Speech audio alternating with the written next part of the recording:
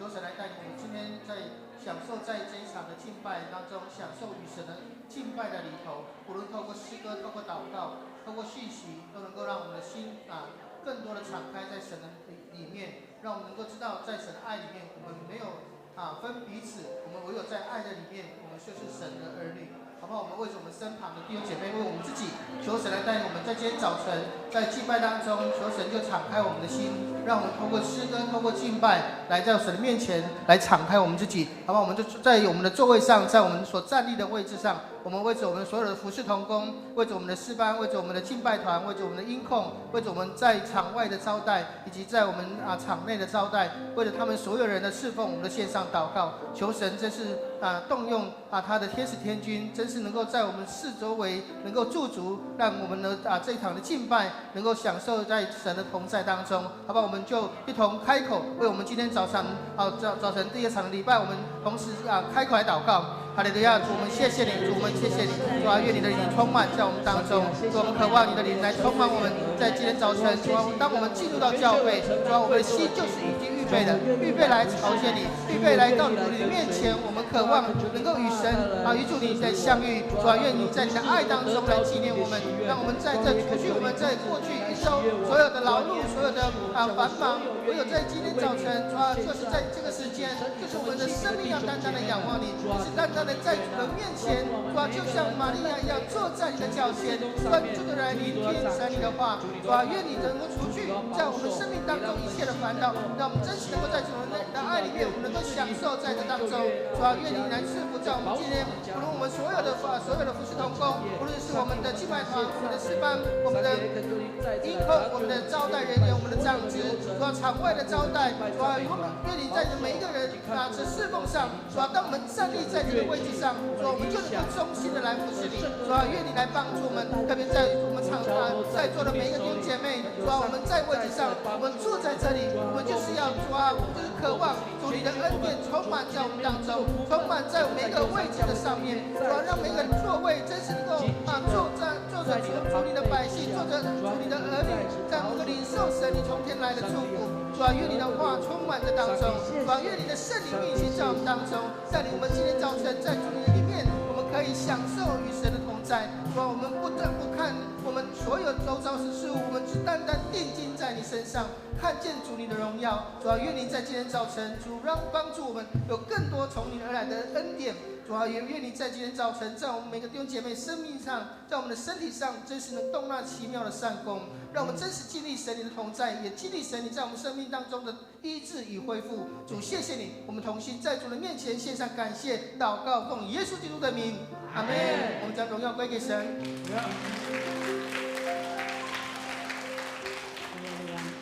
感谢主，今天是代降节，跟圣灵在我们当中，我们一起来经历神的爱，经历耶稣的降生在我们当中。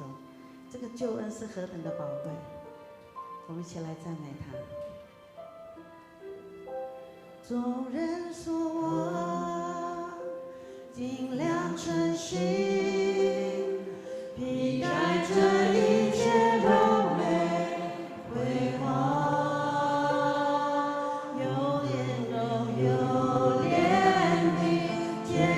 所有权柄属于我们爱的帝王，众人说我明亮晨曦，披戴这一切柔美辉煌，有温柔有怜悯，天地所有权柄属于我们爱的帝王，高举至高的名，耶稣基督，荣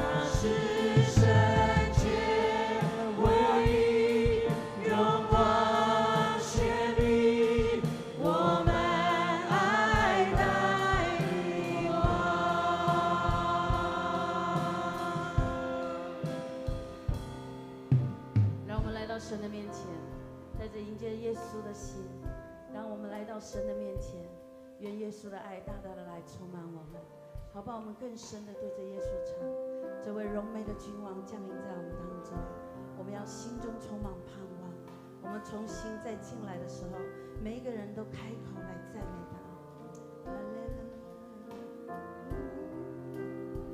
众人所望，明亮晨曦，替代这一切柔美辉煌，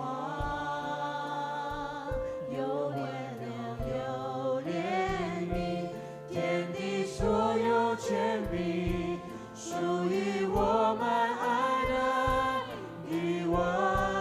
再一次赞美他，众人所望。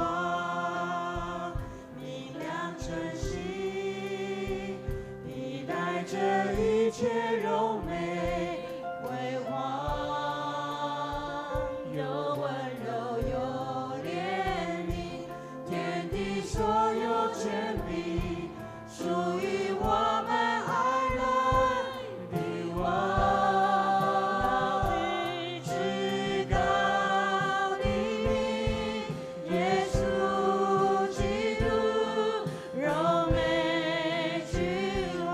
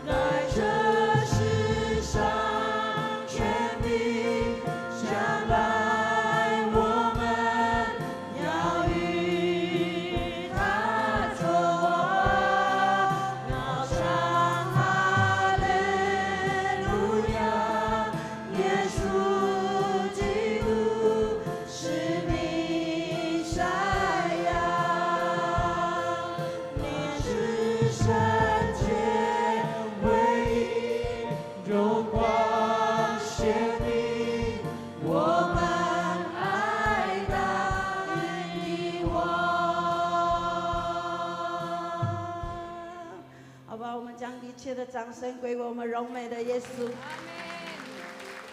他降临在我们当中，将我们救拔。他是爱我们的耶稣，阿们。好吧，我们再一次将一切最大的掌声，拍掌拍大声一点，将荣耀归给他。我们欢迎这位君王在我们当中，我们要用喜乐的歌来赞美他，我们一起拍掌来赞美他。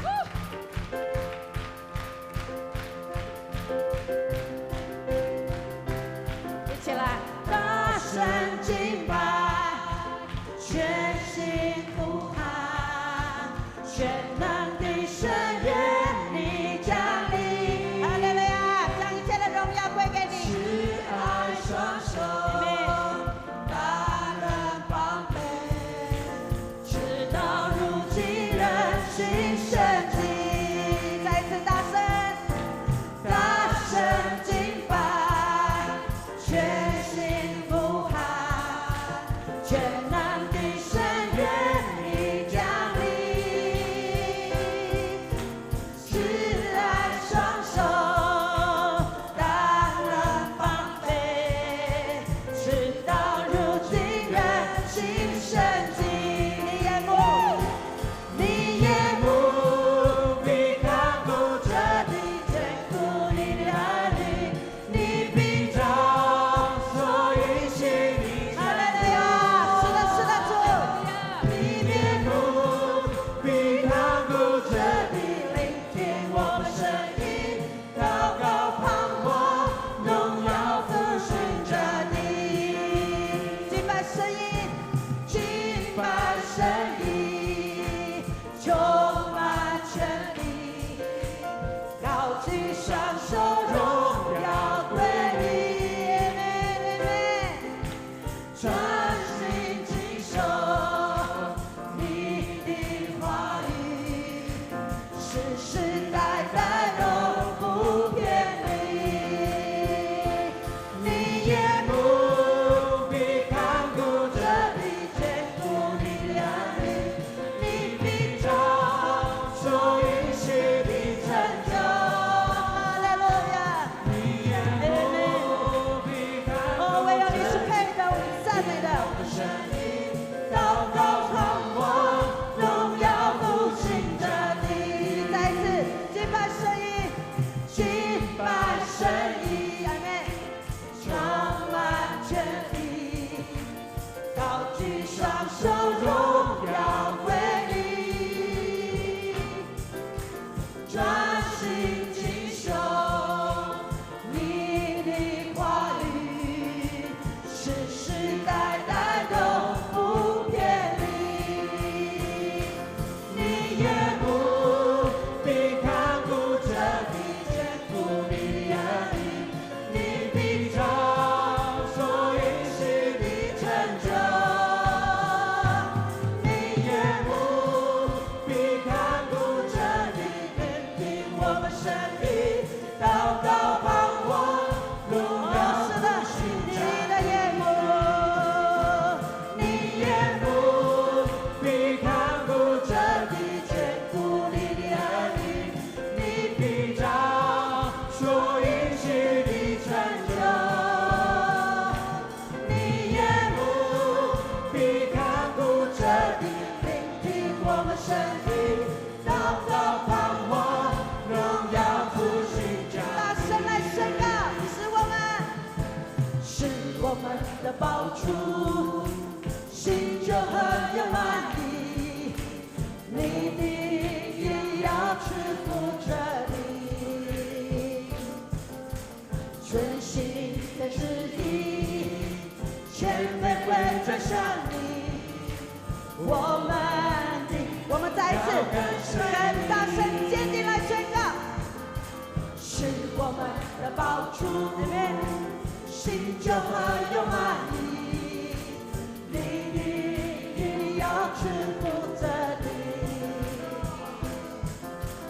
遵行你的旨意，全备会转向你，我们定义要跟随你。你眼目必看顾着你，眷顾你的儿女，你必照所应许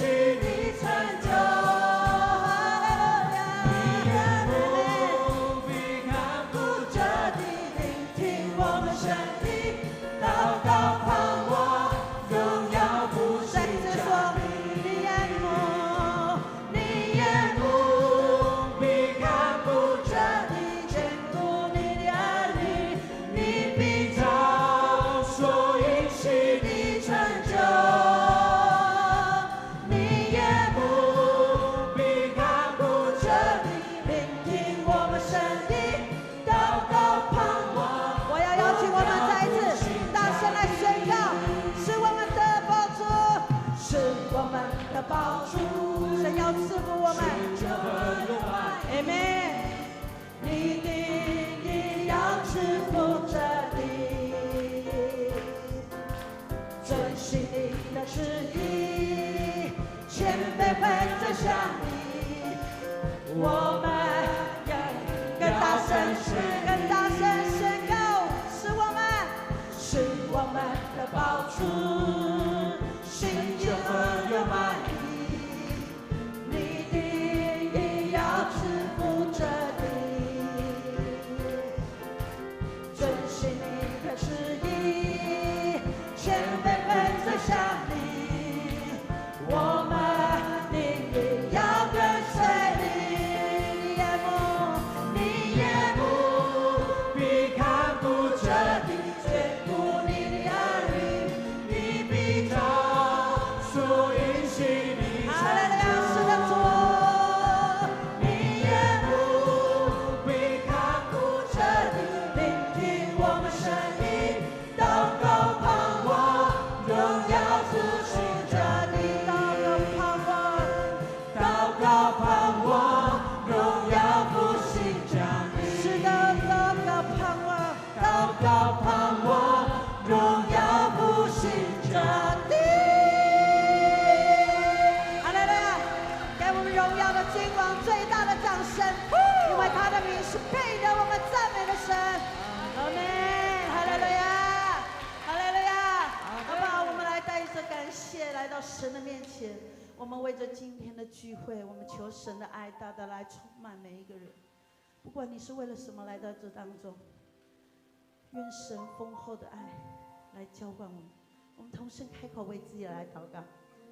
哈利路亚！亲爱的耶稣，主啊，你是何等爱我们的神，爱我们，甚至为了我们降生，你爱我们，甚至将主耶稣宝贵的血赐给我们。主啊，你是何等爱我们！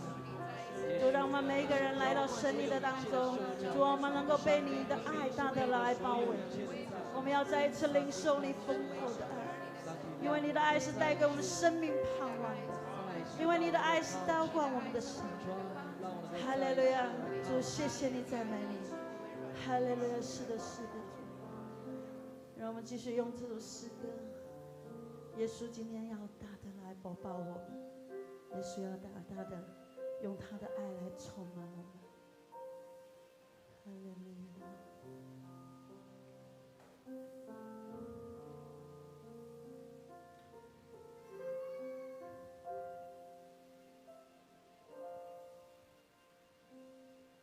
我虽面对苦难，却不伤感，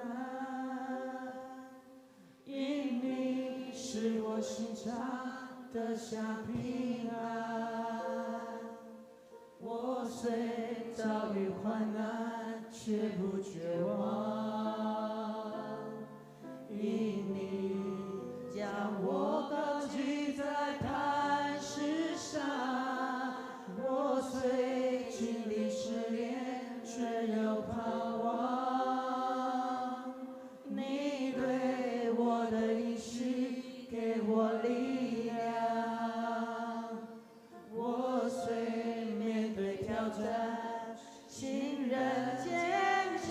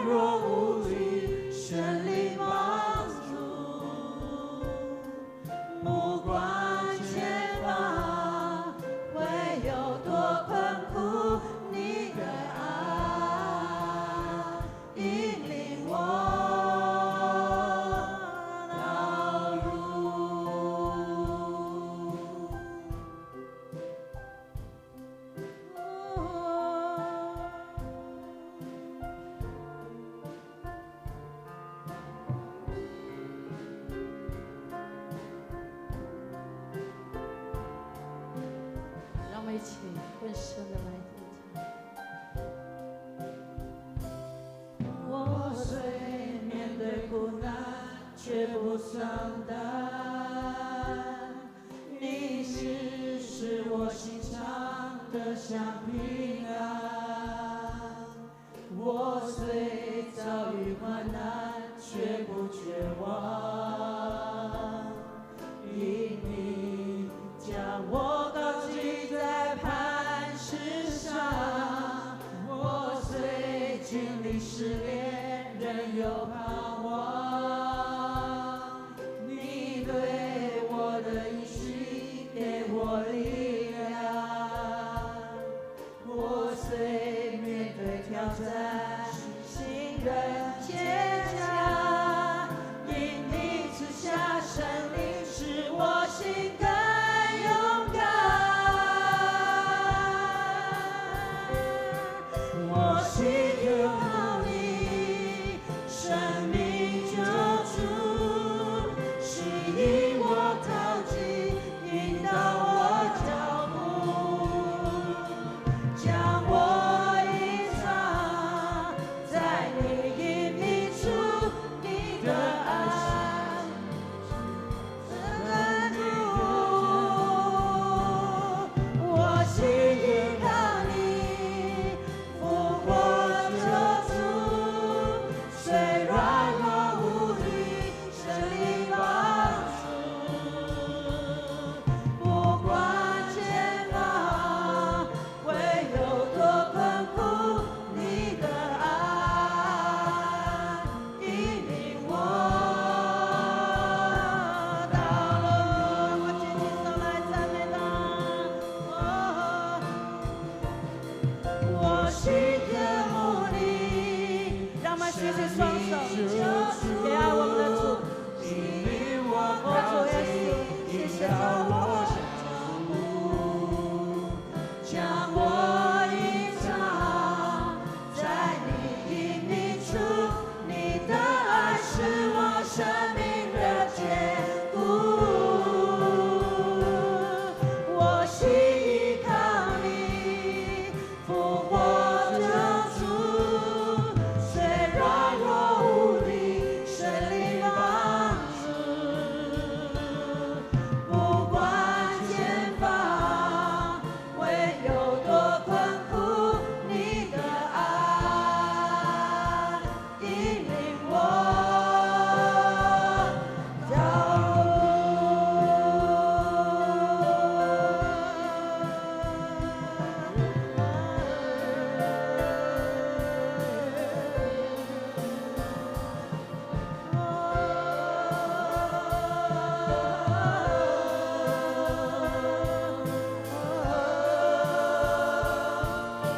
让我们一起来宣告：你是我的力量，信心的盼望。我要定睛仰望，仰望你荣光。你是我的力量，信心的盼望。我们在宣告，我宣告，唯有你是我的力量。你是我的力量，信心的盼望。我要定睛仰望，仰望你荣光。我心依靠你，生命救主，吸引我靠近，引导我脚步，将我隐藏在你隐秘处，你的爱是我生命的坚固。我心依靠你，复活救主，虽软弱无力，神灵帮助。不管前方会有多困苦，你的爱引领我道路。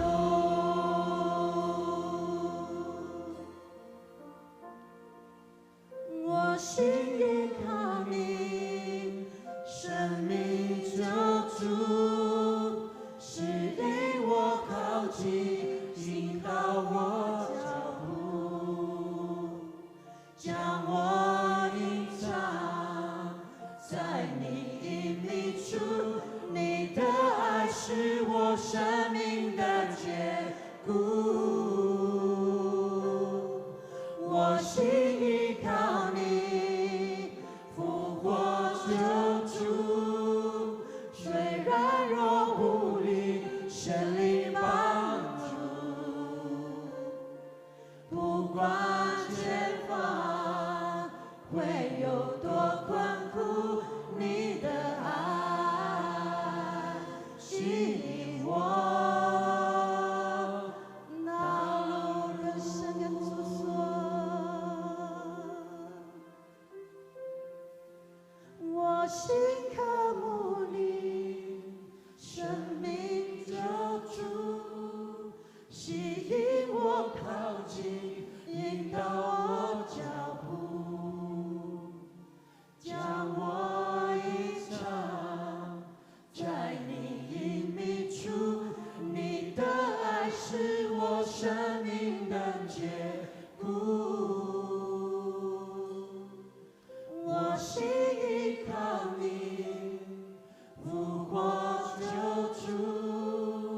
虽软弱无力，神灵帮助，不管前方会有多困苦，你的爱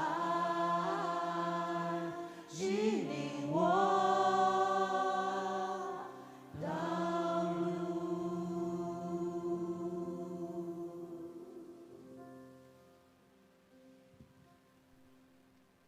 最终，我们依然站立在神的面前，我们来一起宣读新的诫命。你要尽心、尽性、尽意爱主你的神，这是他诫命中的第一，且是最大的。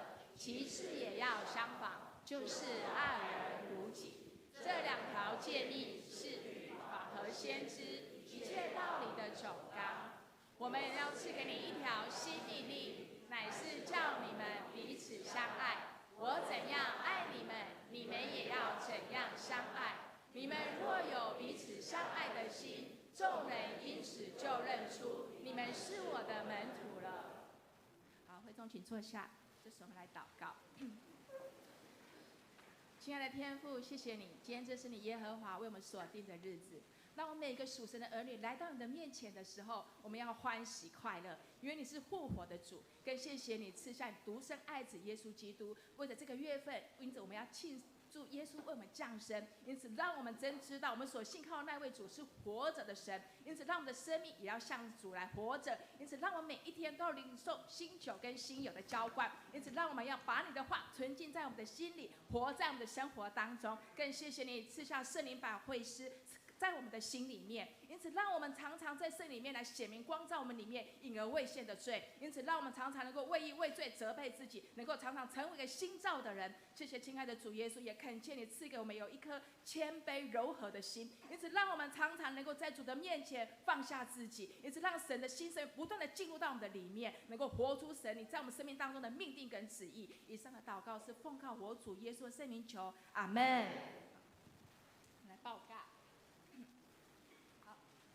本会的消息，第一个，本主日下午8点，我们要召开12月份定期长执会，近期全体长执出席，单位首长及同工列席。第二，本会发放2020年右昌教会的约历，主题是歌颂主恩，敬请兄姐以家为单位，每一户在教会办公室签名领取。第三，本会定于12月8号、12月15号。主日下午3点到6点，与教会的副堂举办幸福特会，敬请幸福的 leader 邀请贝斯特一起报名参加，敬请各区域长于本主日前汇整名单向办公室来报名。第四，2020年每日的研经释义，本主日起开始订购了，费用是400元，还有大本的4本是520元，于10月底前向陈佩芬干事购买并缴费。第五，下主日12月8日为总会所定的退休牧养奉献主日，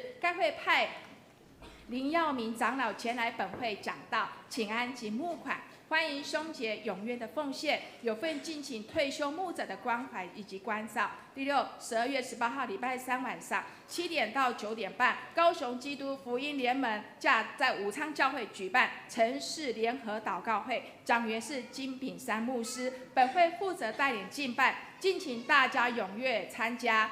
注意了，本周三祷告会就在武昌教会，所以副堂的祷告会暂停一次，可自行前往的或登记的搭福音车，额满登记为止。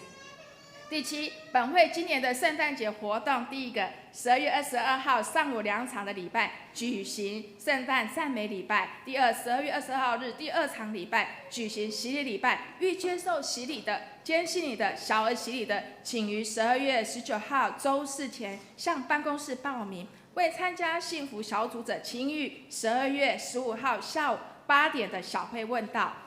第三，12月22日下午6点，在敬拜中心举行圣诞晚会，欢迎弟兄姐妹邀请慕道友来参加。第二，肢体消息，12月21号礼拜六下午3点到5点举办小天使相见欢活动，地点在敬拜中心，敬请参与的老师、助教、小天使出席参加，也请兄姐为得胜者事工继续守望代祷。第二，教会陈牧师下午邀请前往台北晴光市场主领布道会，对象是特种的行业，敬请弟兄姐妹一起来代祷。教界消息，我们请戴牧师。教界消息的部分就是我们高雄中会教育部有办1年读经的运动今年要结束，所以请我们有完成读经卡的跟填充卷的弟兄姐妹，请我们在这个主日一定要交我们好下个礼拜我们要交到中会去做统计。另外呢，在我们的这个高雄灵粮堂有举办一个空中英语教室的圣诞晚会，时间是12月6号星期五晚上7点半。那这个可以向信欧爱书房来索票。那建议我们能够都提前来参加。特别也补充报告，在12月18号这个联合的祷告会里面如果我们有报名要参加的弟兄姐妹，或者是我们自行前往的弟兄姐妹，也请我们一定要提早到，因为这个武昌教会的附近除了他们的停车场以外那个地方其实很难停车，所以如果你提早到，也许可以在停车场找到车位。所以如果有意愿想参加的弟兄姐妹，请我们注意这个时间。另外请各个牧区各个小组在12月8号以及12月15号的这个 BEST 的邀请的名单，请尽快的能够送交给办公室，因为我们要汇整名单。这是让我们能够在12月8号以及15号能够为这些新朋友能够举办的这个幸福特会，特别让他们能够有更深的一个感动跟经历，所以也盼望我们各小组能够将这些的名单尽快的来送到办公室。谢谢大家。再补充一点，就是在我们的教会明年开始，我们要来举办一个社区关怀的据点，这是特别对我们的年长者的一个关怀的事工。那这个事工不仅仅是在我们的教会，是我们的教会新的年度的事工，也盼望这个事工真的是能够不仅仅是提供给教会的内部的我们的长辈，也提供给社区的长辈，一同在这个关怀当中来关怀让他们也能够去领受基督的爱。那这个部分呢，我们的教会弟兄姐妹，我们的长执会有成立小组在进行中。那特别今天早晨，我们也非常欢迎在我们当中有刘立芳立委来到我们当中，他也要去分享关于这个区块关于老人据点跟儿童的部分，让我们知道说，在政策里面，在我们能够参与在关怀的事工，不仅仅这只是一个社会的一个政策，而且更是我们能够落实我们的基督的爱在社区的当中。那今天早晨他用一些的时间要分享这2个事工，那也请刘立伟来分享。谢谢戴牧师，谢谢刘长执，各位我们长老教会的所有弟兄姐妹，大家平安。我今天来分享的部分就是我们在过去对于长期照护的部分。那我们希望未来的长期照护呢，能够有更多我们的老人家可以到日间托老，变成是长期照护2.0。那再加上托育的部分，在我们右昌教会已经做得很好。那这一部分呢，我会来帮忙推动，因为在我们的社区里面，在我们的国家里面呢，现在的老龄化已经高达有16.8%。未来我们都需要走入这个老龄化的时候，我们能不能从巷弄服务站开始，慢慢的越来越多的老人家，尤其是同样宗教信仰的人呢，可以到日间托老。那未来的日间托老，我们希望可以选择宗教场所也好，或者是说学校。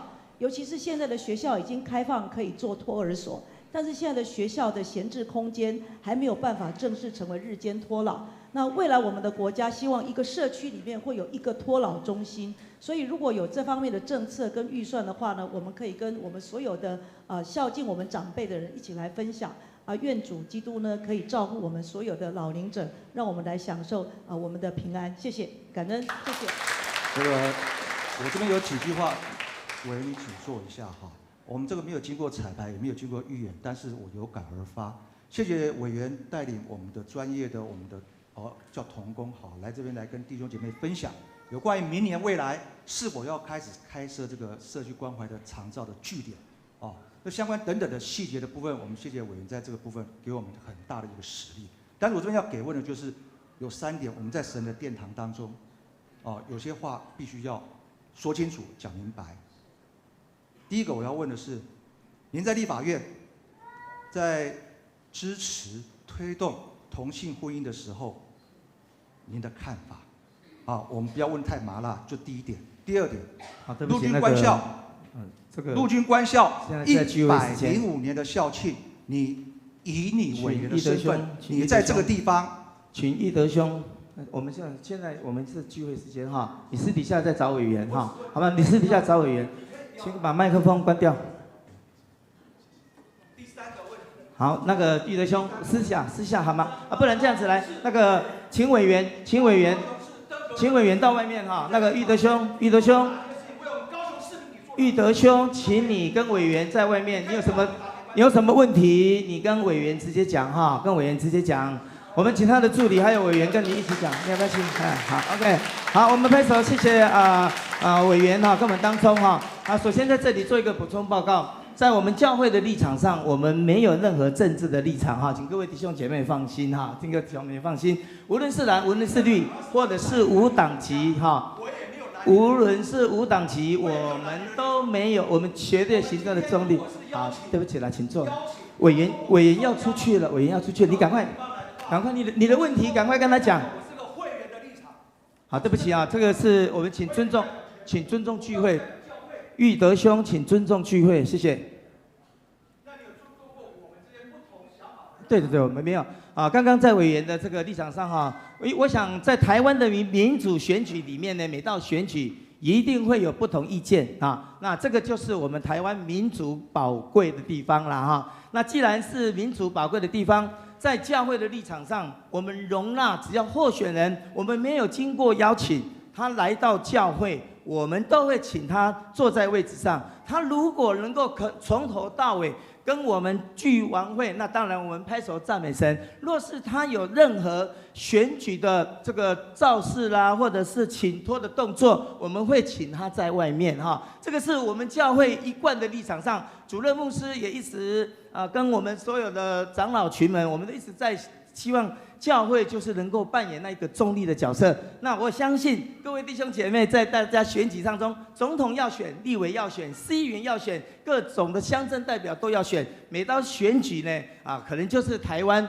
比较有多元意见的时候。那我想，任何多元的意见，我们绝对都采纳玉德兄的意见，我们也会采纳。只是现在我们是在聚会时间，我们以敬拜上帝为目标。哈利路亚！弟兄姐妹，大家平安今天是我们今天是我们的这个代降主日那我们看到台上呢已经点了这个1根的这个蜡烛，那表示呢这是在代降节。那代降的主日呢就如同我们每一个基督徒里面，我们心中呢会有一个期盼。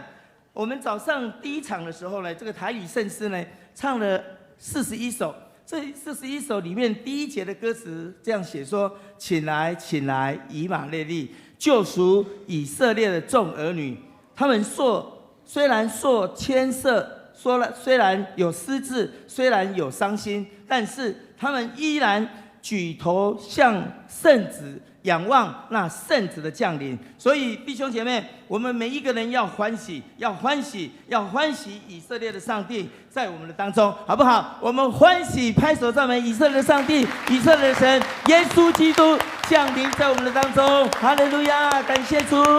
好，接下来我们来介绍今天的来宾哈。首先要介绍的就是在招娣长老的这个 best 当中呢，有王泰山弟兄跟他的女儿王雪燕姐妹在我们当中，我们拍手欢迎她，请你站立起来好吗？坐在前面哈，坐在前面的位置，我们拍手赞美她。好，接下来是属灵小组的这个 best 哈，刘素华姐妹请坐哈，前面请坐。刘素华姐妹，请你站立在后面这个地方，正中间这个挥挥手好吗？挥挥手。刘素华姐妹在我们当中。再下来也是属灵姐妹的这个 best 哈，陈秀娥姐妹跟她的钟宣珍是不是哈？宋怡珍哈，宋怡珍姐妹在哪个地方？请你好，在这个地方挥挥手好吗？我知道我们的礼物非常棒啊，挥挥手，谢谢。接下来上个礼拜是不是有来过的？就是那个后期圣徒叫刘崇柱姐妹，崇柱姐妹你在哪里？上个礼拜没有，在前面那个地方哈，我们没有送你那个新朋友，请你站立好吗？请你站立。好，请你站立，我们会把新朋友礼物送到你的身上。好，谢谢。弟兄姐妹，我们在欢迎新朋友的时候，有时候我们就好像在欢迎耶稣一样哈，让我们用欢迎耶稣的心情来欢迎新朋友在我们的当中。人与人之间呢，重要的就是那种的合群哈。为什么中国字的人中国字的人很可爱，就这样子2撇。那你如果少掉其中1撇，那就是不成人跟人就不像。但是少掉其中1撇，你若不是歪歪的，你就是斜斜的。但是当2撇给它顶在一起的时候呢，就能够成为人。上帝既然把我们创造，按照他的样式成为人，就是要让我们呢能够在他的所有的创造当中，我们去享受他的创造，我们去享受他所喜悦给我们的。所以喜乐的笑容是上帝给我们的，好不好？我们再次请新朋友临时站立起来，我们用唱欢迎歌来欢迎他们。原来真正高兴能见到你，我们欢迎你，欢迎，我们欢迎你，来一次欢迎，永远欢迎，我乞丐欢迎，一次，永远，又长教会欢迎你，我们热烈掌声欢迎，掌声叫欢呼，耶！好，请坐。在天国每一位今天新来的来宾，你都是上帝宝贝的孩子哈，你都是他的孩子，他的女儿。上帝特别爱你，我们也更加的喜欢你，好不好？弟兄姐妹们，起立，我们一起来唱《爱使我们相聚在一起》。爱使我们来，爱使我们像群一起，爱使我们像群一起。上帝的爱使我们合而为一，爱使我们像群，爱使我们相聚在一起，爱使我们像群一起，爱使我们像群一起。上帝的爱使我们合而为一，爱使我们让。我弟兄姐妹，我们彼此的请安问候，让上帝的爱彰显在我们的里面，上帝的祝福在我们的当中。上帝的爱使我们合而为一，爱使我们像群一起，爱使我们像群一起，爱使我们像群一起。上帝的爱使我们合而为一，爱使我们，让我们一起高声唱，让我们一起高声唱。让主爱从我们开始。我们手拉手，让世界知道爱是我们相聚。让我们一起手牵手，让我们一起高声唱。让主爱从我们开始，我们手拉手，让世界知道爱是我们相聚。一起，我们手拉手，我们手拉手，让世界知道。告诉旁边的人说：愿爱与盼望永远在你的心中。耶稣的降生带来救赎的恩典，因为耶稣爱你，我也爱你。愿上帝大大赐福你。好，来，爱是我们相聚一起。好，我们拍手赞美了神，让神的爱在我们当中，神的赐福，神的恩典继续临在你当中。哈利路亚！弟兄姐妹，请坐。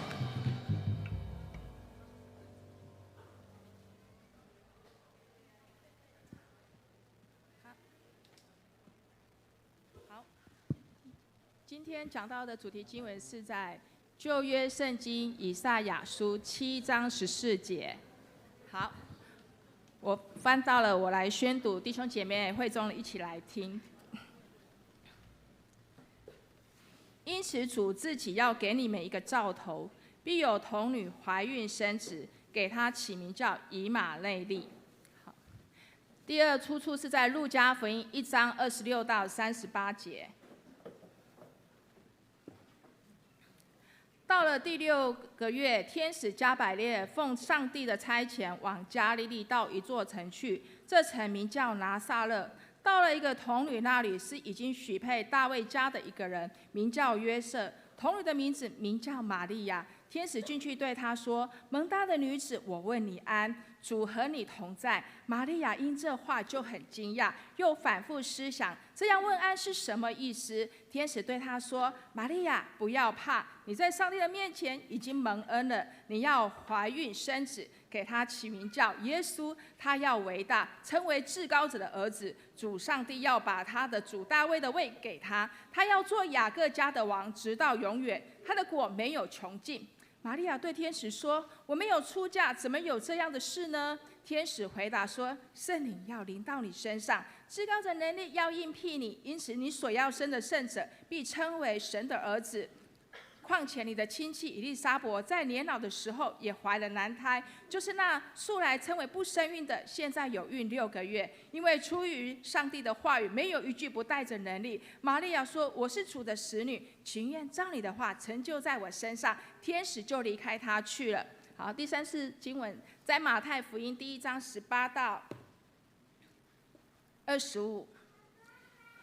耶稣基督降生的事记在下面。他母亲玛利亚已经许配了约瑟，还没有迎接，玛利亚就从圣灵怀了孕。她丈夫约瑟是个义人，不愿意明明的羞辱她，想要暗暗的把她休了。正思念这事的时候，有主的使者向他梦中显现，说：“大卫的子孙约瑟，不要怕，只管娶过你的妻子玛利亚，因为她所怀的孕是从圣灵来的。她将要生一个儿子，你要给他起名叫耶稣，因为他要将自己的百姓从罪恶里救出来。这一切的事成就是要应验主借着先知所说的话，必有童女怀孕生子，要称他的名为以马内利。”约瑟醒起来，就遵着主使者的吩咐，把他的妻子娶过来，只是没有和他们同房。等他生了儿子，就取名他叫耶稣。赞美，我们请教会圣歌队。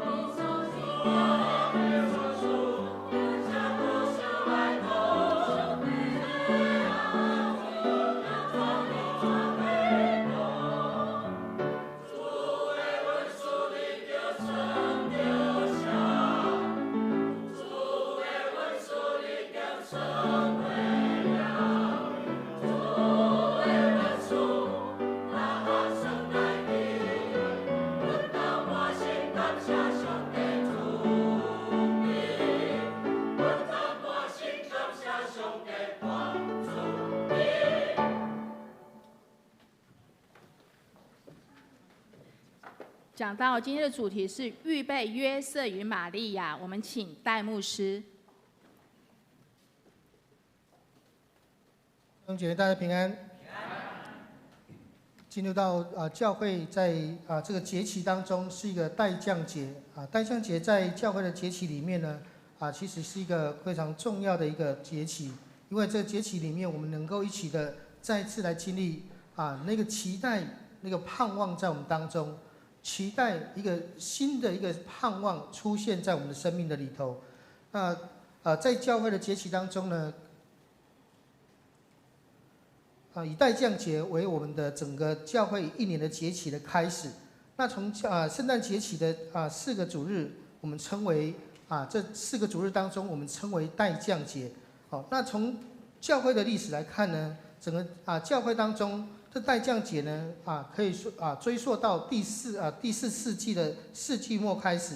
那当初在380年以前，其实在教会的整个教会的节期当中是没有这个教会节期，是后来教会在这个预备的圣诞节这个过程当中在思想着怎么样让帮助教会也帮助信徒能够在思念以及在纪念耶稣降生的这件事情上有更深刻的印象。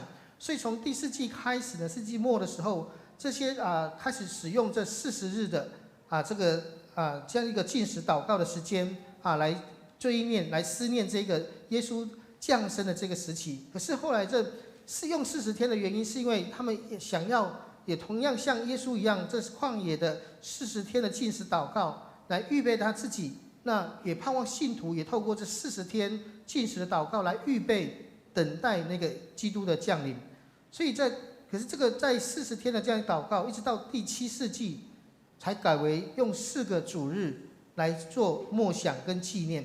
那所谓的待降呢，其实是在我们的拉丁文里面的意思呢，就是来临跟降临，来临跟将临，意思就是我们要去等候基督的降生。所以在待降节，一方面是要纪念耶稣他已经完成的，他已经按着他神所应许的，他要道成肉身来到我们当中，降生在人的当中来成为人的盼望。另外一方面是期待耶稣他再来的那个拯救的盼望，能够再一次来到我们当中。所以待降节不单单只是在期待这个弥赛亚的降临，更是在期待在我们现在的生命当中，在期待耶稣再一次的降临在我们当中，让我们的生命能够从他来得着盼望。所以除了待降节除了我们要纪念耶稣的降生为开始，也在期待耶稣的再临成为我们生命当中另外一个生命的目标。那在待降节当中，我们如果可以看到我们讲台上我们在待降节我们会做一些的预备，就是有一个圣诞的花环跟蜡烛5支的蜡烛来做这个装饰。那这个圣诞的花环，它主要代表的是绿色，是代表着生命能够延伸，生生不息。那圆环呢，就是一个没有起点也没有终点，就是一个永生的盼望。所以这个新的生命所带来的是一个永生的盼望，耶稣他带来的就是一个永生的生命跟盼望。所以呢，在国外，也许在我们在我们当中弟兄姐妹的家里面，也会把这个待降节的圣诞花环呢，会把它放在我们的家门口或者在家庭当中。意思是什么？期待耶稣的降临，降临在我们的家庭，降临在我们的教会，降临在我们的社区。所以这是一个期待一个新的生命的一个来临。那5支的蜡烛呢，通常会用4支的紫色，1支的白色来做这样的一个装饰。那其中的代表呢，就是它是神圣的、尊贵的、慈爱的，以及人能够悔改来向神。所以在每一个主日，我们会点燃1根的蜡烛。在每一个主日，从今天开始，在每一个主日，我们会点燃1根的蜡烛。今天我们点燃的第一个主日的第1根的蜡烛，所代表的它就是盼望。盼望是提醒我们在生命当中能够一起来反省我们生命当中的信仰。盼望真实在我们的生命当中吗？也许我们在觉得说，我们在我们的所生存的环境的当中，也许在我们看见这世界有许多的这么多的战乱，甚至是有许多的贫穷，到底盼望在哪里？盼望在哪里？也许我们看到了许多的失望，也许许多的失落，甚至我们觉得说，好像这个世界缺了一个不知道是什么样的原因，让这个世界变得这么样的混乱。第一根蜡烛点燃的是盼望，告诉我们在神有盼望。第二个主日我们会点燃第二根的蜡烛，它代表的是信心。信心是让我们能够成就等候神应许的成就，所以你必须要用信心去等候，用信心去看见那个神他将要成就的事。上帝应许说他是一个以马内利的神，是与我们同在的神，所以我们必须用信心来期待这个在我们生命当中带来盼望的上帝。第三个主日我们要点上第三根蜡烛，它代表的就是喜乐。喜乐，因为已经快降临了，时间越来越接近了，所以要期待这个用喜乐的心来迎接这个基督这个弥赛亚的降临，用爱用感谢来预备自己。第四个主日是所点燃的蜡烛，代表的是仁爱，是耶稣基督的爱，他要降临在我们当中，让我们能够以爱来彼此扶持，以爱来彼此生活，一直到圣诞节或者圣诞夜的那个晚上，会点燃我们的最后一根白色的蜡烛。这个白色的蜡烛代表的是耶稣，他是真光，是世界的光，宣告他带来盼望、自由，让这个以马内利的上帝要与我们同在。所以每一年好像就在感恩节这个时间之后，就会进入到这个待降节期，好像每一个年的装饰，每一年的圣诞节的布置，都好像带领我们进入到那个圣诞节的气氛当中。但是教会要帮助我们的是，它不只是一个气氛，而是帮助我们在这思考我们在生命的里头，我们所信仰的这个耶稣上帝，他所带来的盼望，透过这个圣诞节期的临近，我们能够更加深来印象在我们生命当中。所以你不只是说在圣诞节你要跟你的朋友、跟你的其他的家人一起去欢度圣诞节。你要知道，在这圣诞节是因为我们欢度圣诞节，是因为耶稣基督降生在我们当中，所以我们在庆祝这个节日，而不是在庆祝我们在我们生活当中这个好像是世界流行的一个节日。在我的车子里面都会有一个 DVD， 那个 DVD 会有一个影片这个影片呢，就是因为要让小朋友看，他其实都会背的，每一首歌每一个台词他都会背。可是呢，他主要的讲的是什么？他说，耶稣来上帝给我们人一个很棒的礼物，就是耶稣基督。他来就是让我们能够去看见这个盼望。可是在这个影片之前，大家都在忙着过这个圣诞节，忙着采购，忙着要去预备圣诞大餐，大家就忽略了失去那个焦点到底在哪里。后来他们才知道，原来上帝给人最棒的礼物就是耶稣基督。这是神给我们的礼物，透过这些的布置，帮助我们再一次的去温习、去思想耶稣基督降生的意义。也透过这样的方式，一年又一年，一次又一次的来传讲、来宣告耶稣基督要降生在我们当中，在我们的家庭里头。其实我们生命当中，神为我们预备，神也为这个救恩的计划，他做了预备。预备了什么呢？上帝为了爱世上的人，对世人的爱，他给人所创造的人生命。可是世人却因为这样的让罪恶入了生命，让人活在这罪恶当中。上帝渴望人能够脱离这个罪恶，并且所带来的毁坏以及捆绑。所以他给了世人一个极珍贵的礼物，就是这一位弥赛亚，他要来，而且带一个全新的生命来到当中，让我们有一个全新的生命，不再被束缚，能够自由的来享受神给的这个自由的生命。而耶稣基督就是我们上帝赐给人一个最珍贵的礼物，让世人可以借着相信耶稣基督，在基督里我们能够得着新的生命。所以当我们每一次在圣诞节降临之前，我们都在思想着我们怎么样去预备我们自己。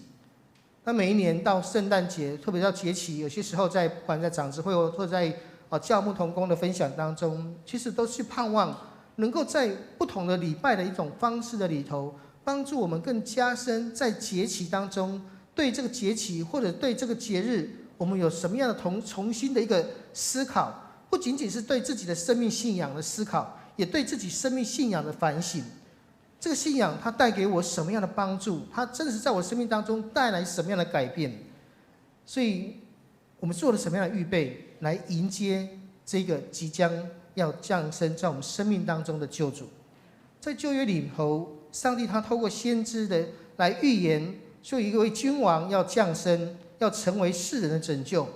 就我们所知道，在今天我们所读的经文当中，以赛亚书7章14节说，因此主要给你自己要给你们一个兆头，必有童女怀孕生子，给他起名叫以马内利。这是神的预备，这个预备非常的特别，要从一个兆头是必有童女怀孕生子，一个童女怀孕生子，这对这个预言有点奇怪。他不是说从一个妇人怀孕生子，而是从一个童女来怀孕生子。神预备了这样的一个兆头，来告诉以色列人。我们当然也在我们的许多先知书当中、诗篇当中，都会提及到这个弥赛亚或者拯救者，他用什么样的方式来，他会受到什么样的苦，来完成上帝的计划。可是这些的预言当中，上帝很特别的预备透过这些的先知来传讲，有一位弥赛亚即将要降生在当中，成为世人的拯救。可是上帝的预备里面又更特别的是，上帝预备了人跟家庭。在上帝的计划当中，他自己要成为人的样式，道成肉身，进入到人的世界里面来，进入到这个世界来。上帝更借由圣灵使玛利亚怀孕，有一个童女怀孕生子，他既有母父的这样的方式出生来到这个世界上，不是凭空而来，而是透过这个母父怀孕的过程当中来到这个世界。上帝也为了完成这个拯救的计划，还有更多的预备了先知来传讲弥赛亚的来临，预备了地上的家庭，预备了在地上的家庭跟父母，预备了人所要遭受所有的苦，为了就是要完成这个计划。一个孩子的降生，上帝早以前就在预备。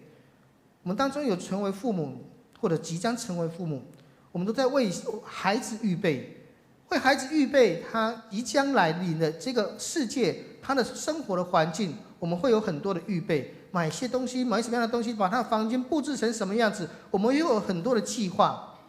直到他出生以后，我们开始会规划他什么时候要去学什么样的才艺，什么时候要上什么样的学校，要去做什么样的事情，我们都在规划的当中。我们盼望给他最好的，因为我们要做好这个预备。上帝也在做这个预备，可是上帝特别的预备里面，却让这一位即将要降生的弥赛亚要遭受这人世间的苦，为你的孩子，为你的孙子去预备他即将要受的苦。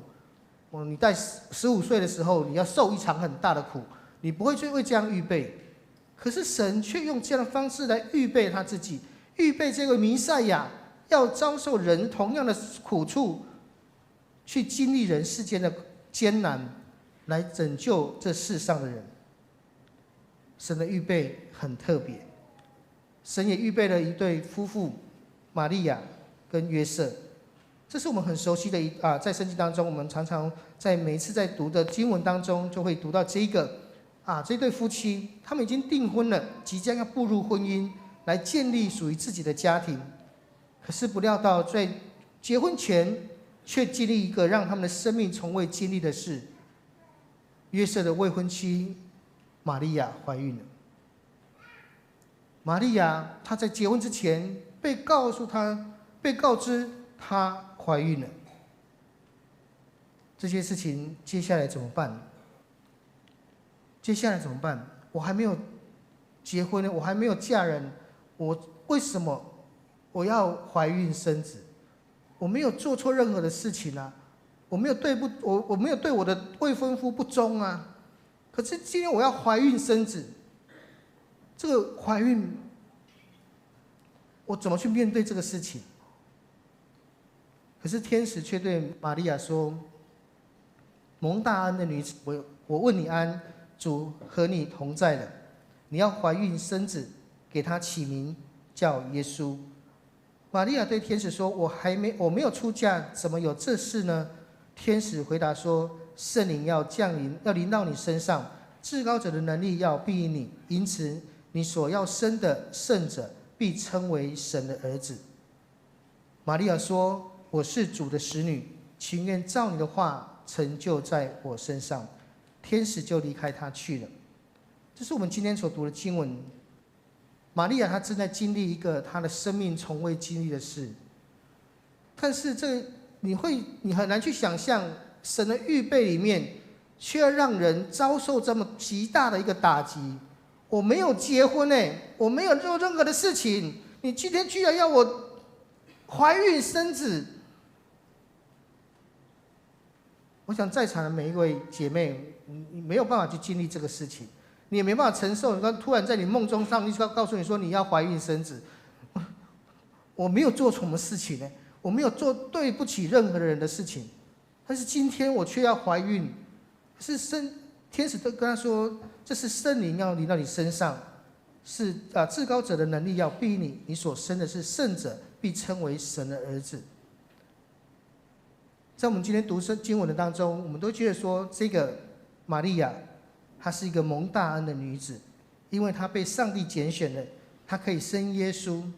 所以在天主教里面会有圣母玛利亚，她是被尊崇的一位最平凡的一位一个母亲，也是最平凡的一个世人，一个凡人。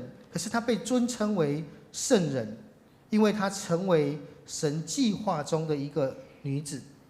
所以呢在天主教就非常的高举圣母玛利亚，她的愿意、她的牺牲以及她顺服，所以认为她是一个预备救恩的器皿，是一个很尊贵的女子。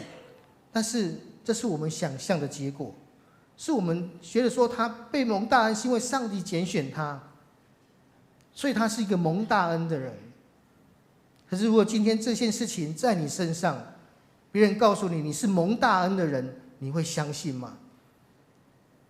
你绝对不会去相信说我要凭空去生出一个孩子。玛利亚生活的不是在现代，而是在2000多年前的犹太人的社会。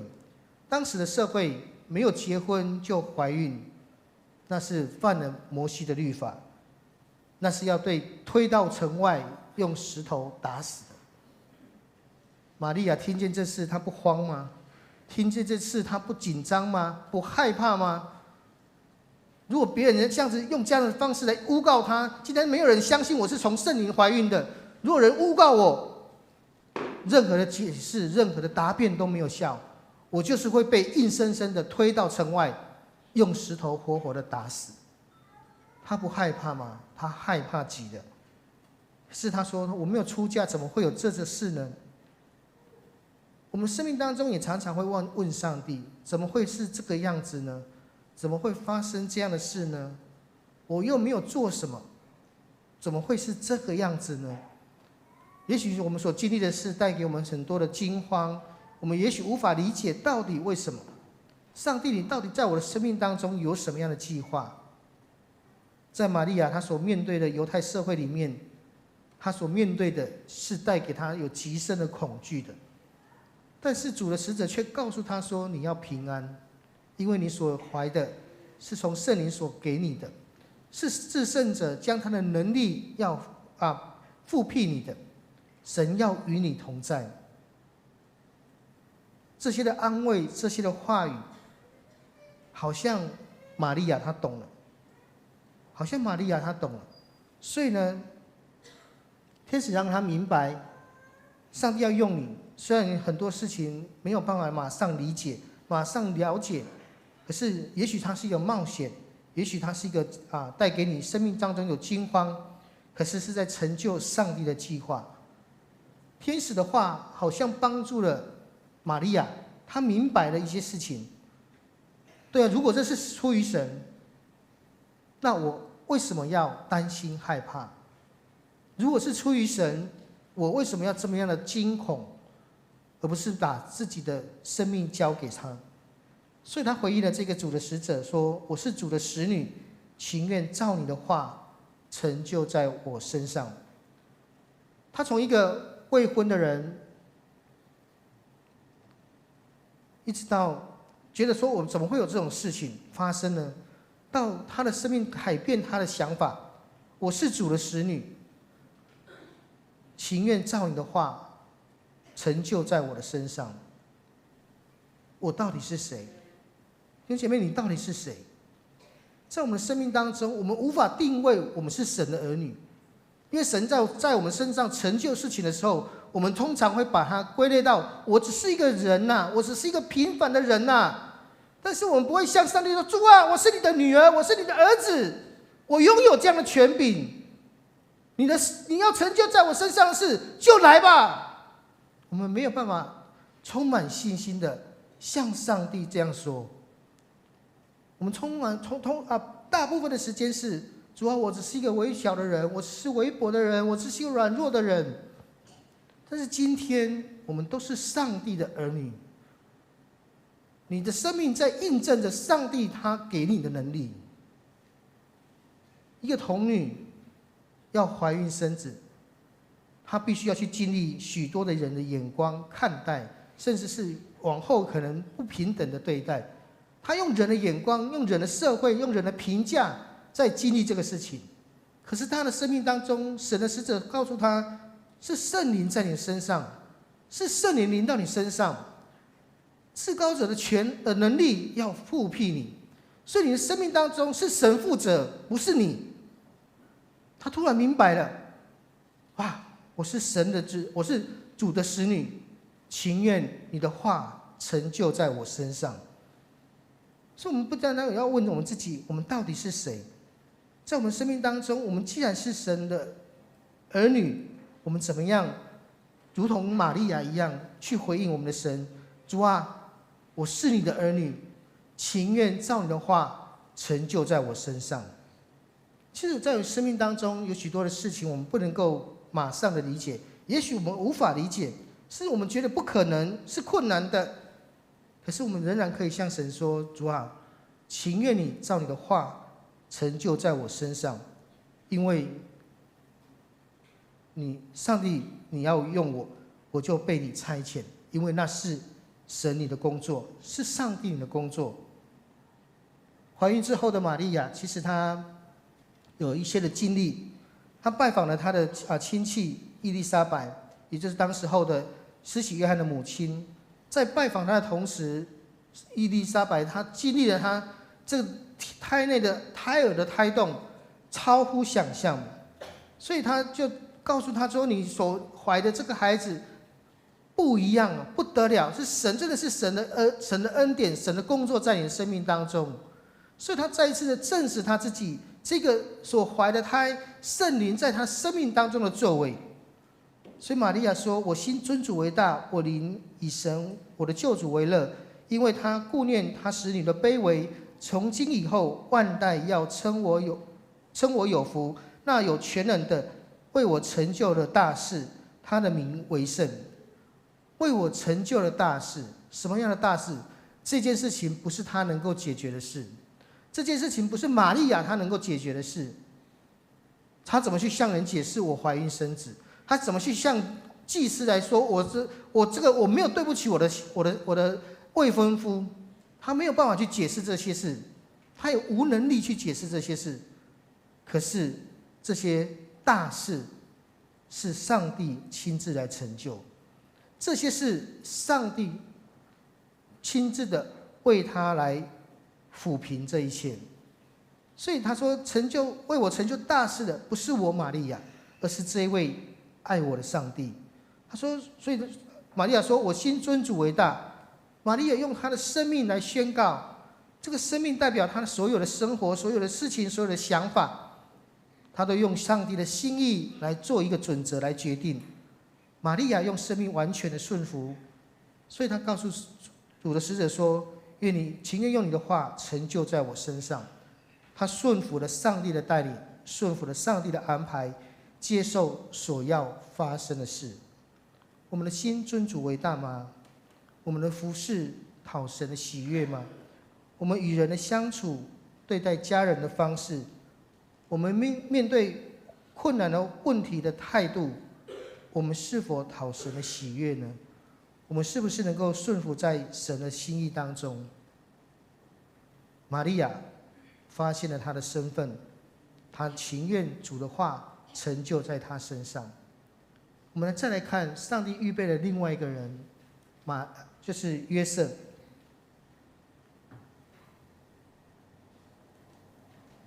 约瑟圣经说他是一个义人，就是一个好人，一个很温驯的人，一个爱上帝的人。可是当他听到玛利亚怀孕，他心里面真的很为难。可是呢，甚至在他的心里面有一个不好的念头，因为这是关系到他如何要面对他未来在家族当中或者整个社会的舆论，他要怎样去面对他未来这个婚姻的生活。在他里面似乎是要做一个决定，因为这要解决这个非常棘手的问题。怎么会这样？我的未婚妻怎么会突然怀孕了？我没有做错什么事情，我没有越矩的事情，可是为什么会发生这个事情？我必须要做个决定。所以在有圣经，刚刚圣经提到说，他想要暗暗的休了他。可是在我们圣经里面第1章20节到25节里面，圣经说，他正思想这事的时候，有主的使者向他梦中显现，说：“大卫的子孙约瑟，不要怕，只管娶你的妻子玛利亚来，因他所怀的孕是从圣灵来的。他将要生一个儿子，你要给他起名叫耶稣，因他要将自己的百姓从罪恶里救出来。这一切的事成就，是要应验主借先知所说的话，说必有童女怀孕生子，人要称他的名为以马内利。”约瑟醒了起来，就遵着主使者的吩咐，把妻子娶过来，只是没有和他同房。等他生了儿子，就给他起名叫耶稣。约瑟他所面对的是，原本他想要暗暗的就休了他，正在想怎么样去解除这个婚约的时候，天使在梦中向他显现，他打消了这个念头。圣经里面说，约瑟醒了，醒的是他的生命当中原本被这个问题困扰着，一直掉在那个负面的情绪的当中，负面的思考的当中，突然醒了，好像一切都改变了，他突然有新的想法了。这个新的想法不是一瞬间，而是一个过程。这个过程，他要决定他要不要休了玛利亚。如果他做出了一个错误的决定，那这影响是非常非常的大。所以有些时候，当我们在经历某些的事情的时候，一个错误或不完全的认知，也会带来错误的期待，甚至是做出错误的决定。无论是我们对上帝、对人或对事。这里我们看到约瑟他提醒了我们当事情发生的时候，有时候我们会很快的想要去做出决定，可是我们必须要有一些时间来帮助我们，让我们有更多的思考，甚至是让我们能够好好的安静在神的面前，让上帝来帮助我们去思想、去面对这些事情。特别是当我们在面对许多比较重大的事情的时候，我们需要上帝来帮助我们，帮助我们不要太急，稍微停下来思想一下，让上帝有机会来对我们的生命说话。所以圣经里面说，当他正在思想这些事的时候，主的使者就在梦中显现。所以表示约瑟他在这一次休息完之后，他一定要做出一个决定，他一定要有所行动才行。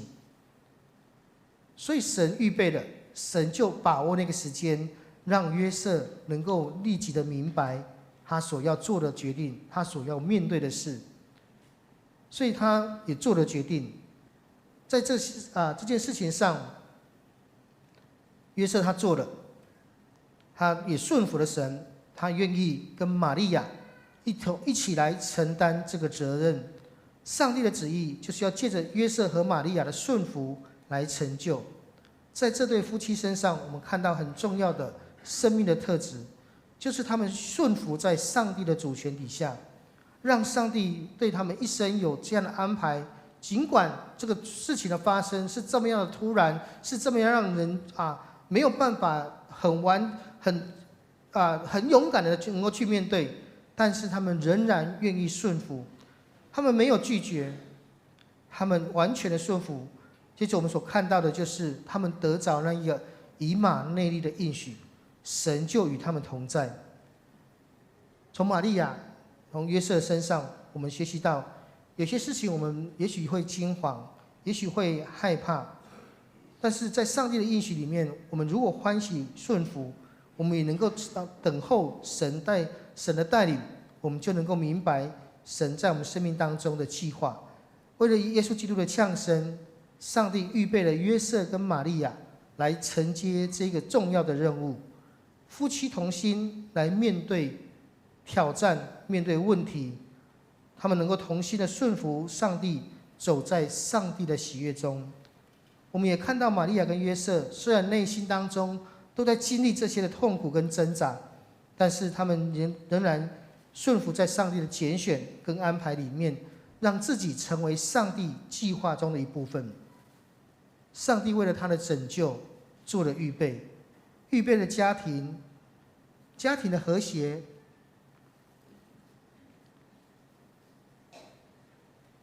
同心必定能够完成上帝的计划。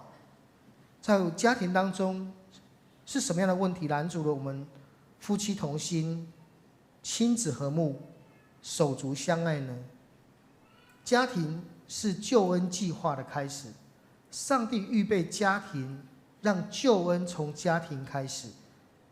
如果我们自己在整个我们的家庭当中，我们都很会做自己，很有自己的想法，很有自己的意见，很会做自己，表示我们不容易接受别人，不容易接受其他的意见，都很会看别人身上的问题，但是不会看自己身上的问题，都很会去抱怨或计较家里面的不足，而很极少的去问我到底为了我的家庭付出了多少。耶稣进入到玛利亚跟约瑟的生命当中，让这个家庭原本如果有一个错误的决定，这个家庭不再是家庭。可是当他们看见神，他们愿意顺服在神的里面，家庭就成为救恩的开始，家庭就走在上帝的计划当中。待降节预备第一周，我们是不是能够愿意预备我们自己的家庭来献给主？也许我们的每一个家庭都有不同的问题，但是我们愿不愿意把自己的家带到神的面前，预备我们的家，让耶稣基督降生在我们家？我们一起来祷告。也请我们敬拜团来预备。天父，我们谢谢你，谢谢你在你的计划当中，让我们每一个人都能成为你计划中重要的一个部分。也透过耶稣基督，主你早已预备，他要带着平安，带着救赎来到我们当中，让世界的人可以脱离这世界的罪恶捆绑，重新得着一个全新的盼望。主，你预备了一个家庭，让耶稣基督进入到一个家庭当中，在这个家庭的里头，我们知道这就是救恩的开始，让彼此有不同的意见想法的人，透过家庭能够一同同心的来面对问题，面对挑战。主啊，愿你将你的话赐下在我们当中，让我们真是从我们的生命的里头看见，家庭就是我们生命的盼望的开始，家庭就是我们承受救恩的开始。让我们在这代降节预备我们的家庭来献给你。主也帮助我们，透过今天我们从经文当中看见玛利亚跟约瑟，主啊，他们知道，清楚的知道，他们是你的儿女。主啊，我们也是你的儿女，情愿你照你的话成就在我们身上。主，你帮助我们，帮助我们有更多的思想，更多的思考跟反省。谢谢主，祷告奉耶稣的名，阿们。我们请我们敬拜团来带领我们唱这首诗歌。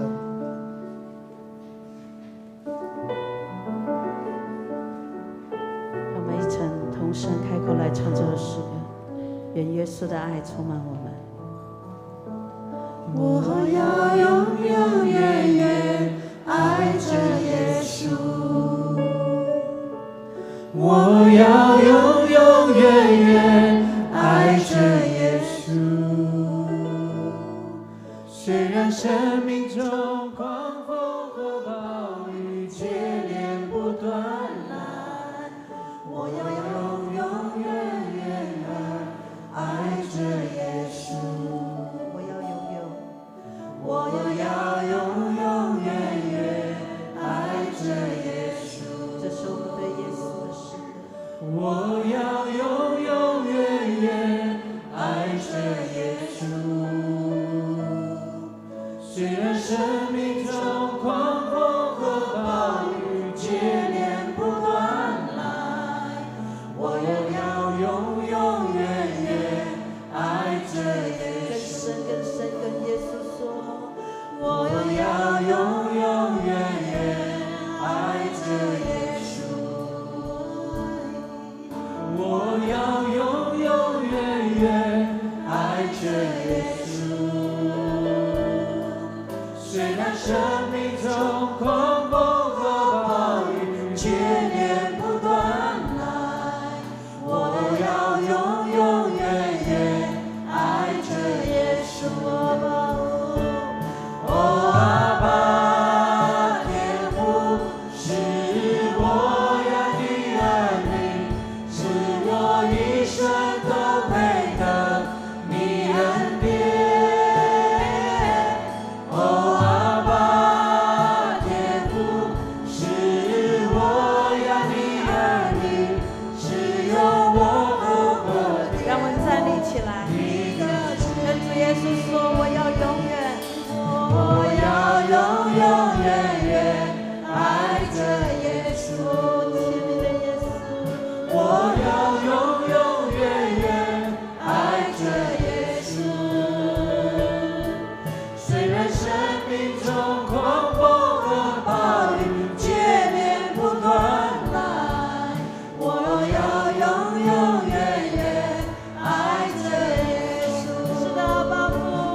阿爸，天父，是我呀的儿女，是我一生都配得你恩典。哦，阿爸，天父，是我呀的儿女，是有我复合天赋你的阿爸父啊。哦，阿爸，天父，是我呀的儿女，是我一生都配得你恩典。哦，阿爸，天父，是我呀的儿女，更多，是有我们举起双手，呼喊阿爸天父。哦，阿爸，天父，是我呀的儿女，是我一生都配得你恩典。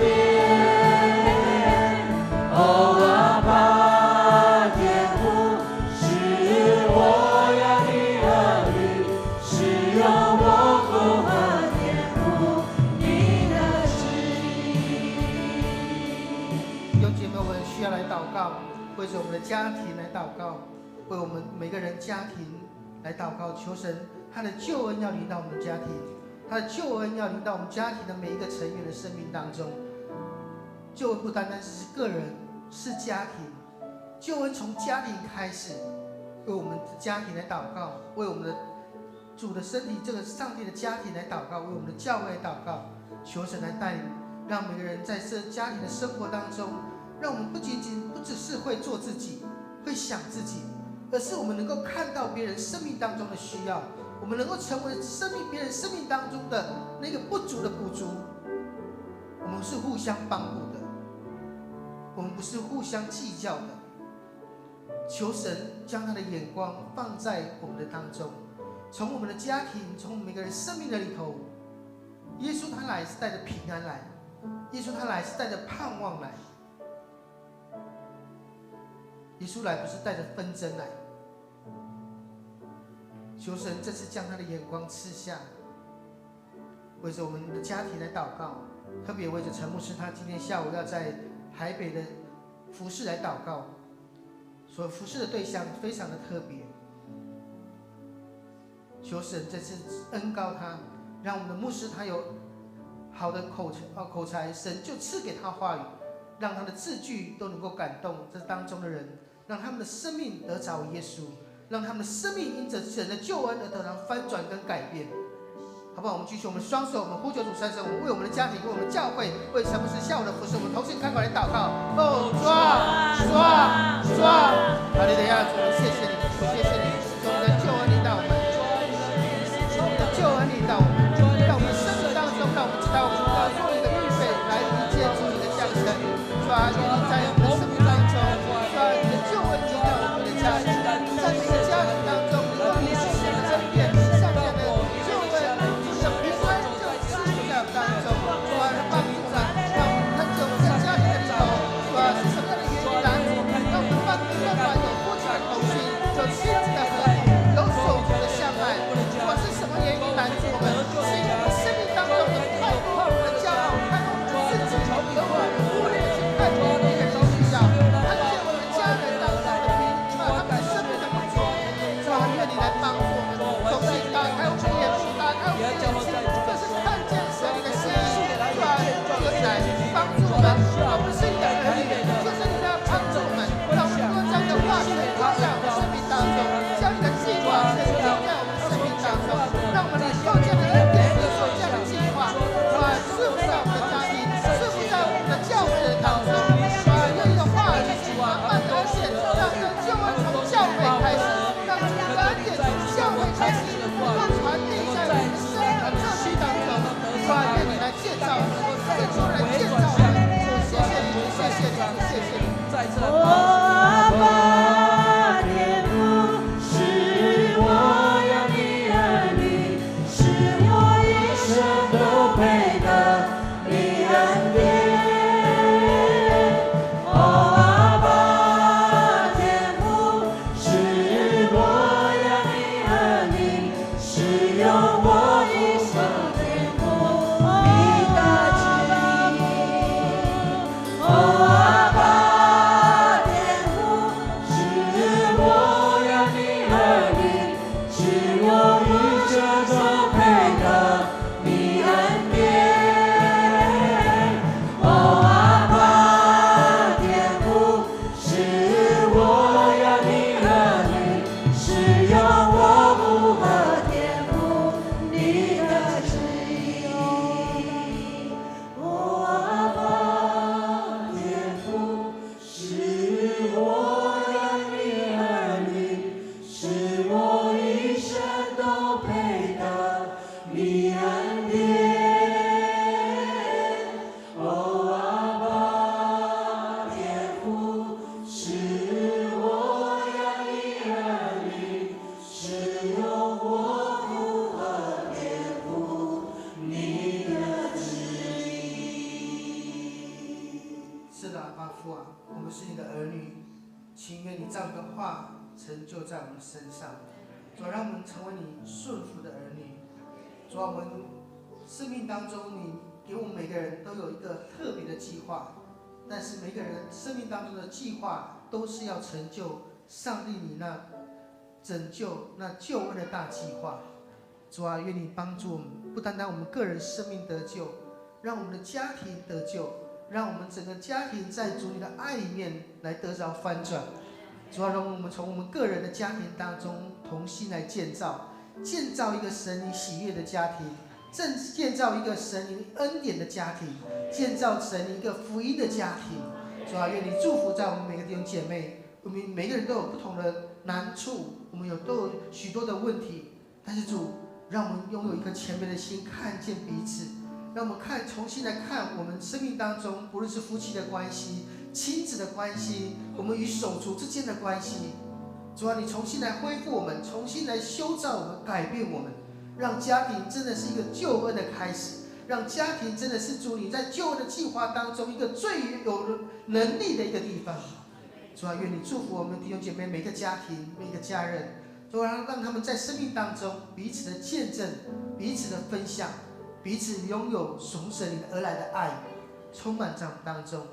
主，谢谢你，我们同心在主的面前献上祷告，奉耶稣的名，阿门。弟兄姐妹，请坐，请我们执事来预备奉献。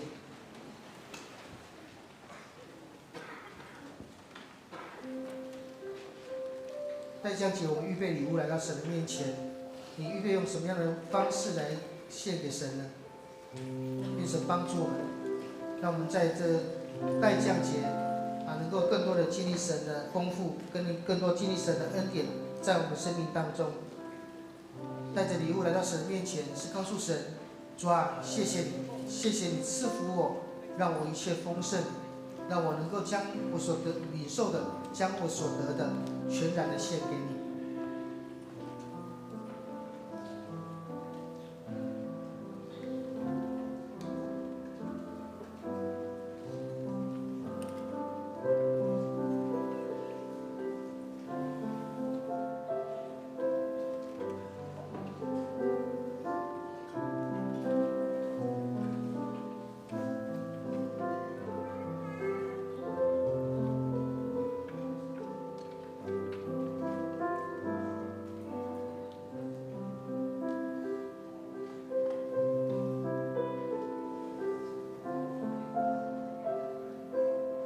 非洲，我们站立在神的面前。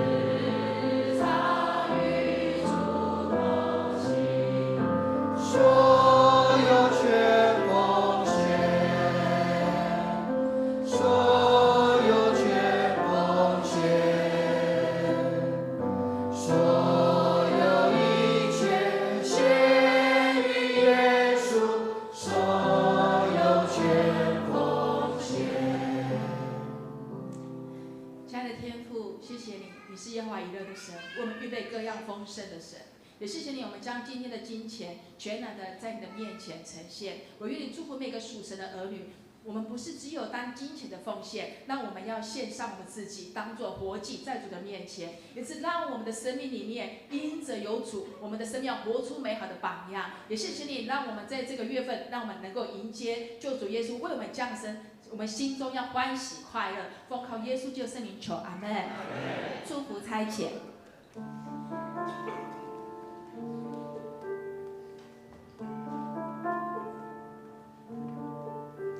愿主的爱与你同在，无论你在何方。愿他赐福你心里安康。主的爱如流水匆匆，愿你分享他的爱，在那。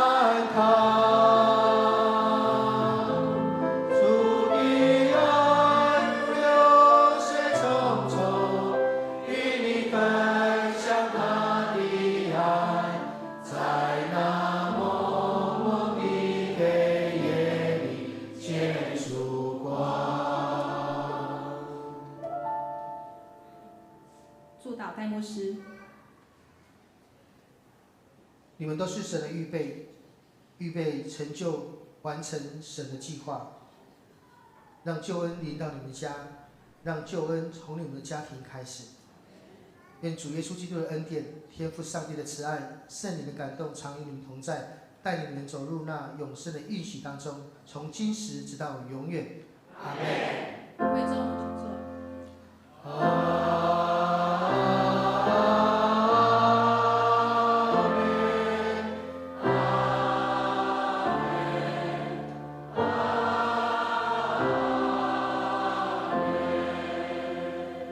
会众请坐下。请等一下，圣歌队他们先诗完之后再离开，谢谢。